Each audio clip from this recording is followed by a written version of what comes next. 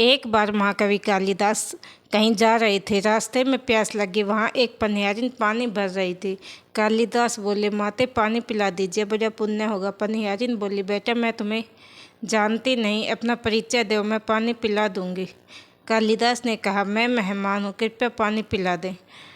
पनियारिन बोली, तुम मेहमान कैसे हो सकते हो? संसार में दो ही मेहमान हैं, पहला धन और दूसरा यौवन। इन्हें जानने में समय नहीं लगता। सत्य बताओ, तुम कौन हो? कालिदास बोले, मैं सहनशील हूँ, अब आप मुझे पानी पिला दें। पनियारिन ने कहा, नहीं, सहनशील तो दो ही हैं। पहली धरती जो पापी पुण्यात्मा सबका बोझ सहती है, उसकी छाती चीरकर बीज बो देने से भी अनाज के भंडार देती है। दूसरे पेड़ जिनको पत्थर मारो फिर भी मीठे फल देते हैं। तुम सहनशील नहीं, सच बताओ तुम कौन हो? कालिदास ने फिर कहा। कालिदास बोले, मैं हठी हूँ। पनियारिन बोली, फिर असत्य। हड्डी तो दो ही हैं, पहला नख दूसरा केस।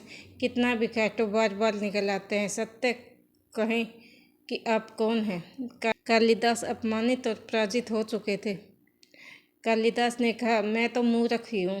पनियारिन ने कहा, नहीं, तुम मूर्ख कैसे हो सकते हो? मूर्ख तो दो ही, पहला राजा जो बिना योग्यता के भी सब पर शासन करता है, और दूसरा दरबारी पंडित जो राजा को प्रसन्न करने के लिए गलत बात पर भी तर्क करके उसको सही सिद्ध करने की चेष्टा करता है। कुछ बोल न सकने की स्थिति में कालिदास वृद्धा पनियारिन के चरणों में गिर पड़े और पानी की याचना में गिड़गिड़ाने लगे। पनियारिन ने कहा, उठो वत्स। आवाज़ सुनकर कालिदास ने ऊपर देखा। साक्षात माता सरस्वती वहीं खड़ी थी। कालिदास पुनः नतमस्तक हो गए। माँ ने कहा, शिक्षा से ज्ञान आता है, न कि अहंकार से। तूने शिक्षा के बल पर प्राप्त मान और प्रतिष्ठा को अपनी उपलब्धि मान लिया और अहंकार कर बैठा। इसलिए मुझे तुम्हारे आंखें खोलने के लिए यह करना पड़ा। कालिदास को अपनी गलती समझ में आ गई और भरपेट पानी पीकर वहाँ से आगे चल पड़े।